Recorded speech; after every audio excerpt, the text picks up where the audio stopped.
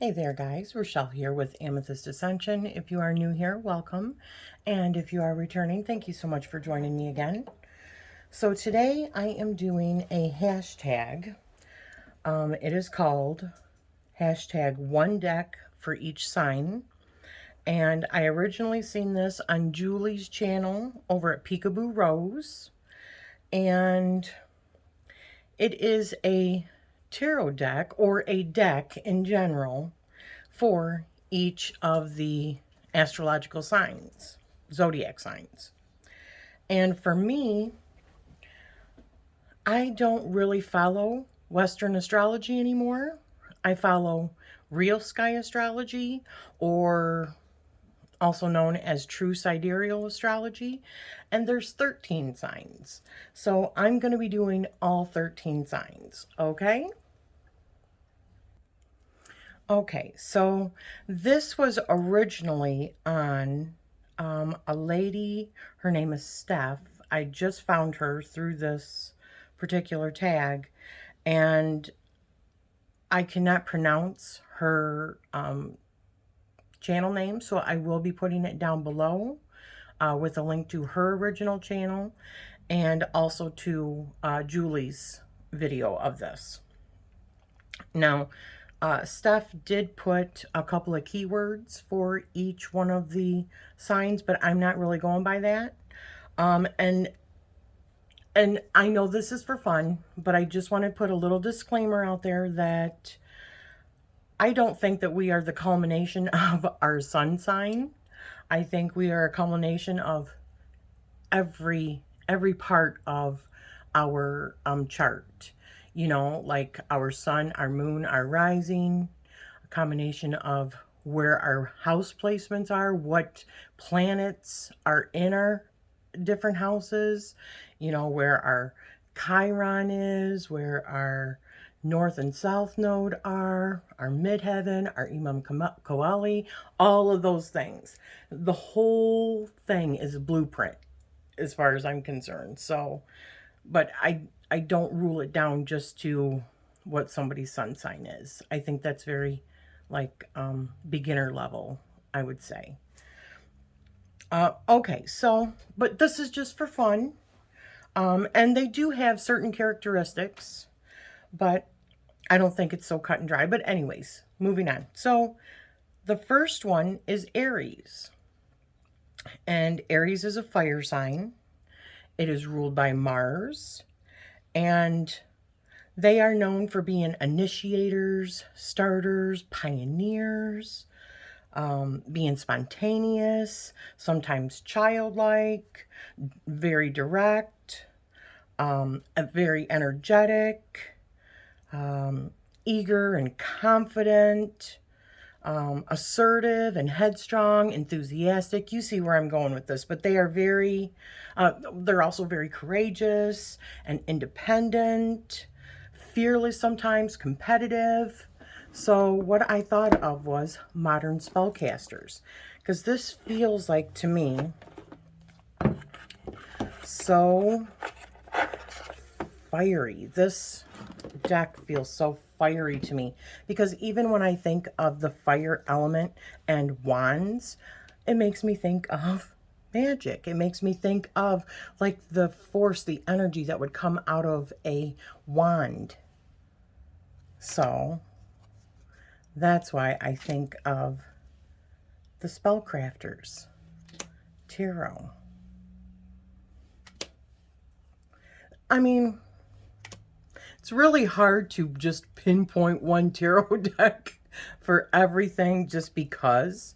I mean, obviously all the elements that make up also the astrological zodiac, you know, your fire, earth, air, water, they're all in every single tarot deck.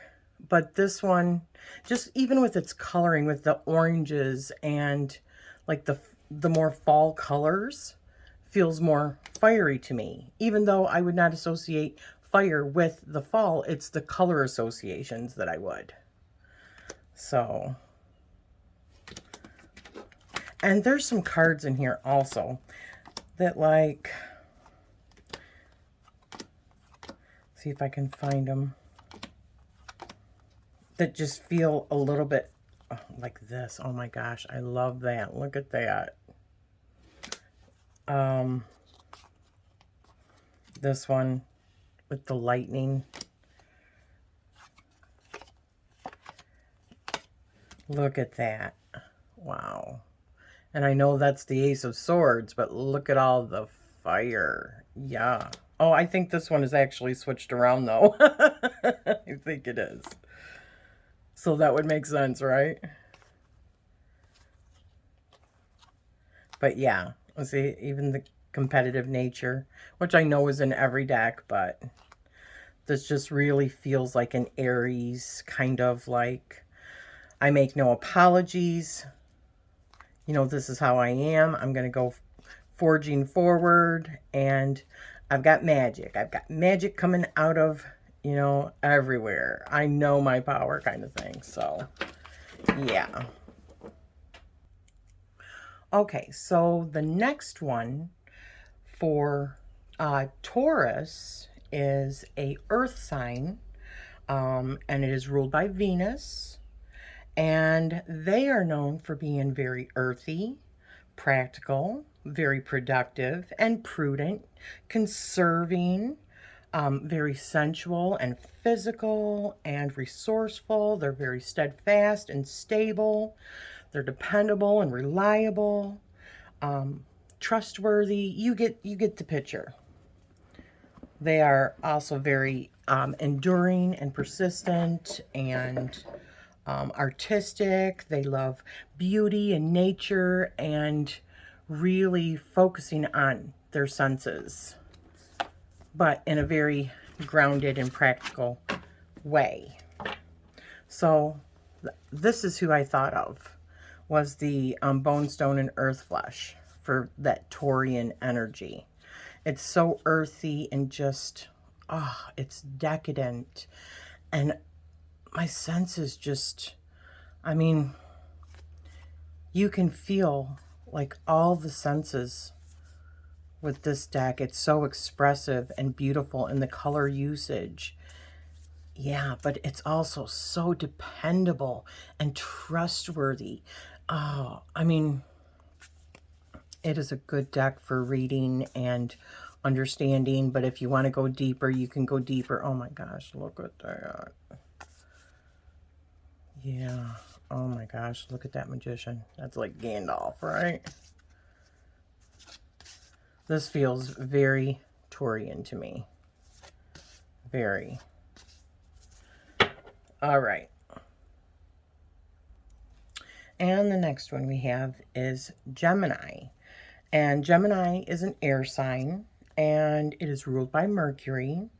And they are known for being intelligent, very mental, bright and alert, very inquisitive. They learn very easily. They're very knowledgeable. They're very studious. They're sociable. They are talkative, and they are good at linking things together. They are great teachers because they're very communicative. They are flexible because it is a mutable sign, whereas your Taurians, they're more fixed. And the cardinal, or the Aries, is a cardinal sign. So this one really feels like a Gemini energy to me, because Geminis are also known for like sometimes people have said two-faced, but for me, I think that means that sometimes they are changeable. They can easily change their mind if something different pops up. They listen to other people's perspectives, and I feel like they are very much in touch with their higher self. And that's why sometimes they're so changeable, because once they hear the truth, they know the truth, you know? So and because they learn really, really fast, they're highly intelligent, they're expressive, and because they can also turn around and teach what they learn, this just felt like the right deck to me. Because this is one deck that was so easy. I mean, none of them are easy when you're beginning, but it was so much easier for me to really, really understand the messages and then turn around and be able to express that to other people, because these cards, just like without going in the book or anything, just they speak volumes. This deck is such a good teacher and easily conveys the message that it's trying to. So it's very lighthearted also. They can be lighthearted and changeable and flexible and just clever. And yeah, so I think of this, The Light Seers by Chris Ann. Okay, and the next one is Cancer, and that is a water sign. It is ruled by the moon, hence the moon oracle. Cancers are known for being emotional about their feelings, being very receptive and sensitive, gentle, psychic. Let me open this up. They're also vulnerable. They can be very sympathetic, nurturing, very caring. They can also be shy, reserved. They can be domestic. They can also be patriotic, tenacious. They can be extremely protective of those things that they love or hold dear. Hence the hard outer shell, but the soft inside. So this is why I picked the Moon Oracle, because it is a deck all about the different moon phases and goddesses that are associated with the moons, and the different nakshatras, which are the moon mansions, known in Vedic astrology. So yeah, I could not think of a better deck. And I have other decks, honestly, that are moon decks. So any one of those would have worked, but I liked this one. So, well, I like them all, don't get me wrong, but this is the first one that came to my mind. Okay, and I keep pausing this so you don't have to watch me usually, pack them back up and put them back. So I try to make it go by a little bit quicker. But so the fifth one that we have is the Leos. And the Leo is ruled by the sun, hence the sun. Seeing a pattern here. I'm sorry, I should have opened this up before too. But Leos are known for being self-assured. They are known for being dynamic and powerful and confident and radiant. The radiant sun, right? And this talks about how the sun aspects different parts in your chart. So I thought that was brilliant, right? Because the sun is about the inner you, whereas your moon is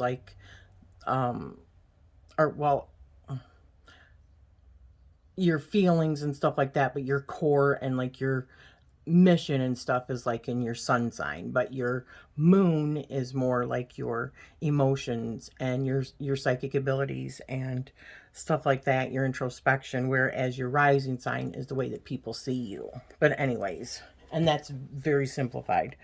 So they are known for being majestic and dignified and regal and royal and honorable and proud.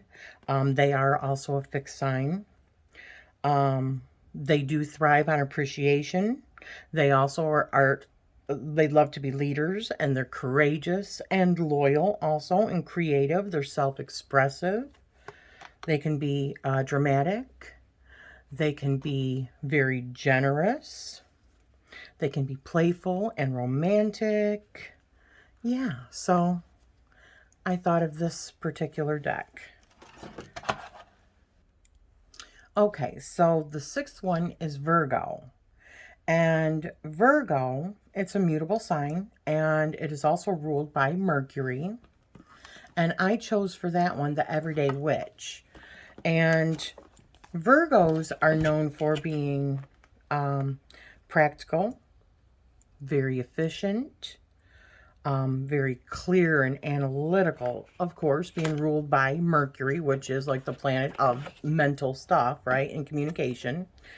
And so they are good at details and like being organized, and they're also health conscious, and they like routines. They're unselfish. They like being clean and serving and discerning and a whole bunch of stuff. Okay. But so I thought for Virgo, the everyday witch, because it's like the meanings not very dissimilar to the what I chose for Gemini, which is also ruled by Mercury as the light seers. This one also being ruled by Mercury. Both mutable signs. One is air and one is earth. This is an earth sign. This one felt more earthy to me.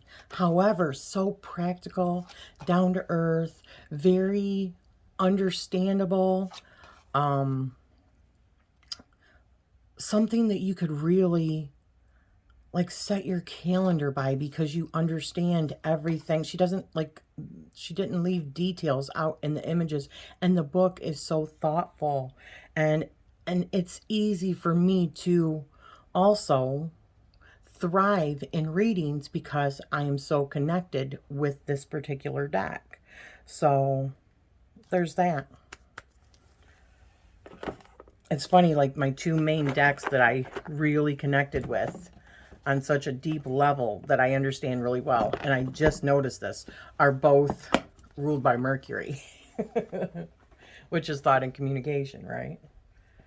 All right, so the next one is Libra, and Libra is an air sign, and it is a cardinal, so it is initiating. It's a beginner or a starter, and Libra is ruled by Venus, like the Taurians are. However, the Taurus is a earth sign, and this is an air sign. But Libras are known for sharing and being cooperative and social and very partner oriented. They're fair and they're just, hence like the Justice card. They are known for being balanced and considerate and charming and impartial and very artistic and aesthetic, and they love beautiful things, hence being ruled by Venus. They're very refined. They're beautiful. They're known for being beautiful and harmonious and pleasing and well proportioned and tasteful. And for me, that's like love and, like I said, partner oriented. So they're very much about the duality of having that partner, that relationship. And this being the Modern Love Tarot, it just seemed like the right fit for me. This feels so Libra to me. I mean, that reminds me of Elizabeth Taylor. And wasn't Elizabeth Taylor Libra? Shoot, I don't know. I'm just making stuff up here. But it feels like the most wonderful love and romantic and beautiful deck that I could think of. I wonder what the Justice card, I can't remember what the Justice card in this one looks like. Oh my gosh. Yes. I love her. That's the Devil, right? Huh. The Lovers. I love it. So yeah. So I chose for Libra, the Modern Love Tarot deck by Ethany and who's the other? And Lucy Morningstar. Okay, so the next one is Scorpio. Scorpio is a water sign, and it is ruled by Pluto, and they are known for being mysterious. They are known for being magnetic and powerful and emotional and intense and regenerating. transforming, giving birth and healing and renewing, and they're known for being musical. One second. They are known for, and this is the Tarot of Vampires by Ian Daniels.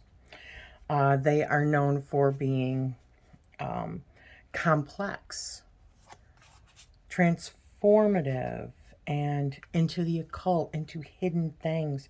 And they are deep, and they like psychological things.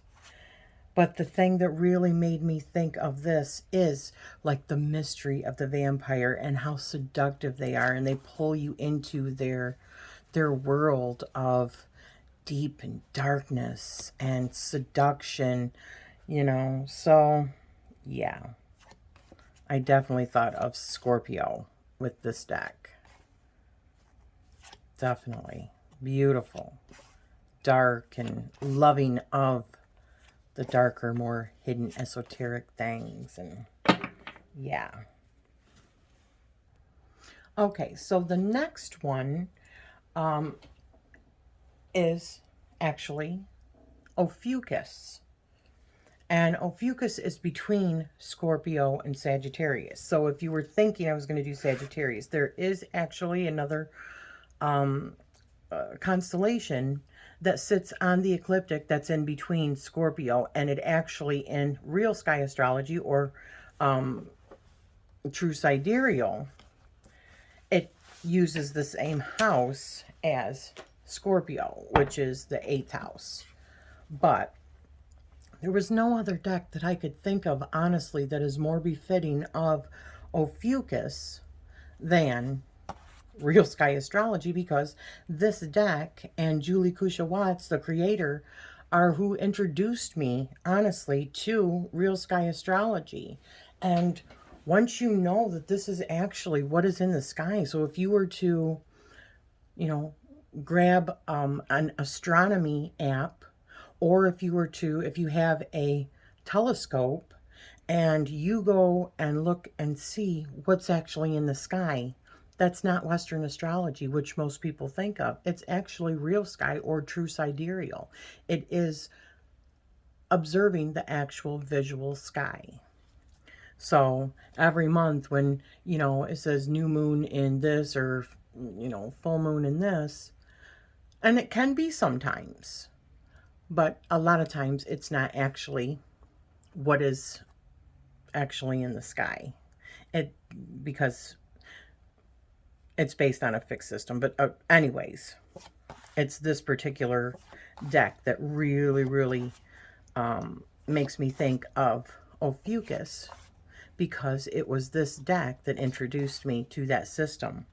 And some of the keywords or characteristics of this particular sign is one for healing, one for astral travel, dream interpretation, divination, past lives, like a doorway or a portal, ancestral work, channeling, being a medium, Reiki, healing, you know, like out-of-body stuff, Kundalini, you know, like and I have this because in my astrology, Come Learn Astrology with Me that I have on this channel, I also talk a little bit about Ophiuchus towards the end of it, because it was towards the end of it that I discovered it. But she talks about Ophiuchus, and I mean Julie Kusha Watts, in her book that accompanies this. You have to buy them separately, but it accompanies it. And it is fascinating that it feels like, to me, like a re-emerging, even though it's always been there. It's nothing new. They knew this thousands of years ago in Egypt. It just kind of got covered up, or didn't get used, didn't get, you know, put into what we see as Western astrology now, modern Western astrology, because they did not continue to move with the precession. So that's why it's off now. But it is very much, to me, about that re-emerging feminine energy that we are seeing, that is re-emerging in the world now. And It's about exploring things that have been hidden or have been secretive. You know, you think of your secret societies. They knew this. Okay. I had to pause it for a minute because Oliver's outside. But this particular deck shows like the rotation of the planets. It shows like different ones, like the tower is Saturn, and other ones show like the different aspecting in astrology, like your squared and your sextiles and your conjunctions and your retrogrades. It's just a fabulous deck. I cannot, I just love it. So that is Real Sky Astrology by Julie Kusha-Watts. And if you want to know the dates for the different signs in Real Sky, there you have it. I do run charts. If anybody would like their chart run to see where their Ophiuchus falls in their chart, what that means, what house, yada, yada, yada, and what your sun and moon and all that is in Real Sky and or True Sidereal. You can go to amethystascension.com, and I do sell those charts. Okay, so the next one is Sagittarius. And for that, I chose the Spirit Keepers. Sagittarian is a fire sign. It's the mutable fire sign. It is ruled by Jupiter, and they are known for being wise, sage-like, very understanding, aspiring, metaphysical, ethical, visionary, known as being religious or seeking religion, truth-seeking, spirituality, hopeful, you know. They're like very positive on the most part. They're open-minded, they're jovial and expansive, hence, you know, Jupiter being the expansion. They are known for being generous and truthful, loving, and loving of truthfulness, and freedom loving, and just, I mean, to me, they are the seekers of the zodiac. They're the seekers, truth seekers, hidden knowledge. They can become scattered sometimes, so hopefully you are an organized person if you are a Sagittarian, not unlike myself. Granted, I'm a cusp, but I couldn't think of another deck that was so inclined towards the seeker of knowledge, the seeker of religions, and the seeker of thyself, learning thyself, but through, you know, someone who loves like symbolism and stuff like that. Through this tarot, the Spirit Keepers Tarot, the Revelations edition, the Book of Maps. There's just so much information, so many different cultures, so many. She talks about, and I talk about Benabelwen. In the book, I'm doing a study of this particular deck with my sister, and in the book, she takes on all the different, well, she looks at it from Thoth, she looks at it from Tarot de Marseille, she looks at it from Rider-Waite-Smith, and then she also puts her own spin on all of it. So I just love it. I mean, this is like a seeker's candy kind of thing, this deck is. So okay, and the next one is Capricorn. Capricorns are very earthy, and they are a cardinal sign, so they are also initiators, they are entrepreneurs, they are known for being very organized and practical because of that earth influence. They're very responsible. They're ruled by Saturn, the planet Saturn, which is, you know, like Chronos or Father Time, structure, you know, the matrix. But they are known for being dutiful. They're known for being disciplined and conscientious, very structured, very hardworking. They like systems. They're very mature. They're law-abiding people. They're dependable. They're industrious. They take what they learn and then they move it onto something that they can create, that can make money. They're known for being politicians, very pragmatic and realistic. They're good at planning. I am a Sagittarian Capricorn cusp. And I thought of, because it kind of puts two of my own sun signs together and kind of shows my personality a little bit between these things, because I do love learning all kinds of stuff, right? Like runes and like tarot and like pendulum and reading about this and reading about that, and all at the same time. And unless you are an organized person, which is also my Virgo moon, but unless you are an organized person, it's hard to learn, because a Sagittarian can become so over enthusiastic sometimes and take on too many things, get overwhelmed, and then not complete anything. Whereas the Capricorn is the kind of person that they like to take what they learn and utilize it to create something that will help, that they can also make money off of, but also will help them stay organized and or, progress. And this is perfect, because for me, as somebody that sees so many different possibilities and paths in the cards when I'm reading them, I've said many times that for me, having a deck that helps me make spreads, or using spreads, helps me focus my energy better, which makes perfect sense with me being a Sagittarian Capricorn cusp, because I was born like within 2 days of either. I'm Sagittarian, but so this deck, the spread machine, is structured. There's different categories, and it helps you to refine your own tools, or it is a tool that helps you refine your own practice, which I love, which fit right into that Capricorn productivity, utilization energy to me. So yeah, the spread machine card oracle, created by Kimberly M. Zan. And the next deck and the next sign is, and that's Oliver, he's outside, is Aquarius.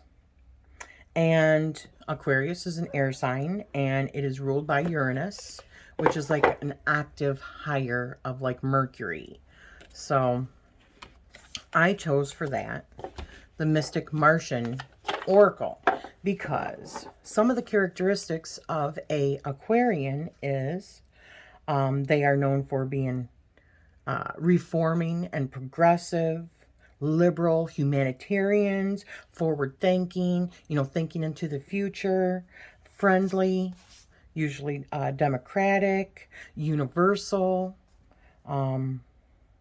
philanthropic, altruistic. They're very social and people-oriented. They're also independent. They can be freedom-loving. They've been known to be like eccentric, original, bohemian, experimental, innovative, just like very like Star Trek-y, right? To me, that's like Star Trek-y. Thinking about humanity as a whole, they're more like hive mind, thinking of the mass consciousness and moving forward, and ascension, thinking of ascension and stuff like that. So that feels this deck feels very Aquarian to me, because we are moving into the age of Aquarius, right? Hence the ascension and all that. And so what's going on right now is so much stuff about, star seeds and ascension and aliens and what star system are you from and all that. So this particular deck feels very Aquarian to me. I love it. And it's the Mystic Martian Oracle. And the last one is Pisces, which is a water sign, a mutable water sign at that. And, oh, about the last one, the Aquarians are a fixed sign. So they can also be stubborn and very, like, you know, dug in, their heels dug in. But Pisces, they are mutable, so they're changeable. But Pisces is a water sign, and it is ruled by the planet Neptune. And they are known for, let me take this out. They are known for being unifying. These are the backs, gorgeous. Boundless and subtle and infinite and imaginative and dreamy and poetic and emotional and idealistic and inspiring and utopian and visionary. Romantic, did I say that already? Mystical. They're known for being mediums. They're probably one of the most psychic, if not the most psychic sign of the zodiac. They could easily, how do I say this? They can easily be taken away. Their imagination is so vast that they can easily be taken away into other worlds. And they are very, very ethereal and very empathic and receptive and very impressionable. So they can easily be I don't want to say gullible, but they can easily be persuaded, okay? They're otherworldly and spiritual. And this made me think of the Viraxa because it is, like we see here, journey through the magical land of Viraxa, Swedish for the enchant, or for to enchant, cast a spell and bedevil. This is a realm where dark and light collide, where the elements hold court, where we find ourselves connecting to the force outside our own. So it's like another realm of existence. It's like the Fae realm. But I had to also add the Tarot of the She, because this one also takes me away to another realm, another place of that dreamy, beautiful land of the she.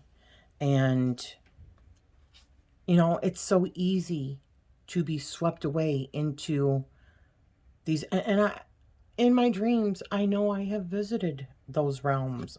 I've visited many different realms and or dimensions and or, I know this sounds crazy, but that is the energy of the Piscean.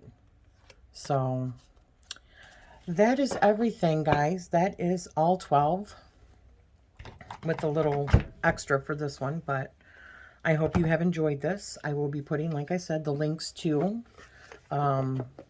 both Julie's and Steph's channel. And I hope you join in also on this fun tag.